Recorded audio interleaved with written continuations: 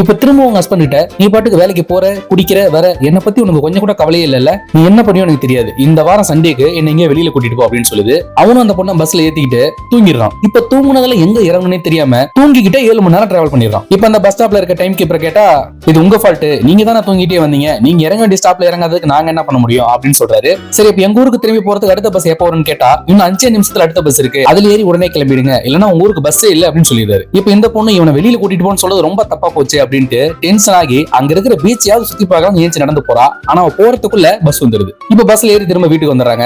அந்த பொண்ணு வீட்டுல ரொம்ப போர் அடிக்குது, என்ன பண்றதுன்னு தெரியாம பக்கத்துல நடக்கிற ஃபங்க்ஷன் நைட்ல வெளியில சுத்துறதுன்னு என்னென்னமோ பண்ணிட்டு இருக்கு. இப்ப திரும்ப அதோட ஹஸ்பண்ட் கிட்ட என்னதான் நினைச்சிட்டு இருக்க நீ, வீட்டுல நான் ஒருத்தர் இருக்குன்னு தெரியுமா தெரியாதா, வீட்டுல ₹1 கூட வைக்காம கிளம்பி போயிடுற அப்படின்னு சொல்லி பயங்கரமா சண்டை போட்டுட்டு இருக்கு. அவங்க ஹஸ்பண்ட் எதுக்குமே ரியாக்ட் பண்ண மாட்டாரு. அந்த பொண்ணு என்ன திட்டினாலும் காதுல வாங்கிட்டு கம்முனி கிளம்பி போயிடுறாரு. அது மட்டும் இல்லாம இவங்களுக்கு கல்யாணமா இவ்வளவு நாள் ஆகியும் இன்னும் சாந்தி முகூர்த்தமே நடந்திருக்காது. அந்த பொண்ணு எத்தனை தடவை ட்ரை பண்ணிருக்கோம், ஆனா அவங்க ஹஸ்பண்ட் கொஞ்சம் கூட ஈடுபாடே இல்லாம படுத்து தூங்கிடுறாரு. இப்ப இதுக்கு மேல நம்ம லைஃப் இப்படியே போயிட்டு இருக்க முடியாது, நாம தான் ஸ்டெப் எடுக்கணும்னு அந்த பொண்ணே கிளம்பி போய் ட்ரெயின்ல ஏறி பக்கத்துல இருக்கிற ஊருக்கு போயிடுது. அந்த ஊர்ல இருக்கிற ஆபீஸ்ல கூட்டி போயிருக்கிற வேலைக்கு போய் ஜாயின் பண்ணுது. அந்த ஆபீஸ் பகல்ல ஃபுல்லா ரன் ஆகிறதுனால நைட்ல தான் அந்த பொண்ணுக்கு வேலை இருக்கும். சோ அவங்க எல்லாம் கிளம்புனதுக்கு அப்புறம் நைட்ல கூட்டி தொடச்சு முடிச்சிட்டு மிட் நைட்ல வீட்டுக்கு வந்துருது. இப்ப அந்த பொண்ணுக்கு பக்கத்து வீட்டு ஆண்டி ரொம்ப க்ளோஸ் ஆயிடுறாங்க. அவங்க கிட்ட எல்லாமே ஷேர் பண்றது, அவங்க கிட்ட ஜாலியா பேசிட்டு இருக்கிறதுன்னு டைம் ஓட்டிட்டு இருக்கு. இப்பயே போயிட்டு இருக்கும்போது அந்த பொண்ணுக்கு உடம்பு எல்லாம் போயிடுது. ஆனா யாருக்கிட்டயுமே சொல்லாம அதோட வேலையை கண்டினியூ பண்ணிட்டு இருக்கு. என்னடா காரணம் பார்த்தா அந்த பொண்ணு என்ன சாப்பிட்டாலும் ஒத்துக்கல. உடனே அந்த ஆபீஸ்ல இருக்க வாட்ச்மேன் அந்த பொண்ணை வலிகட்டாயமா ஹாஸ்பிட்டல் கூட்டு போய் டாக்டர்கிட்ட காட்டுறாரு. டாக்டர் நல்லா செக் பண்ணிட்டு உங்களுக்கு எந்த பிரச்சனையும் இல்ல, நான் கொடுக்குற டேப்லெட் எடுத்துங்கன்னு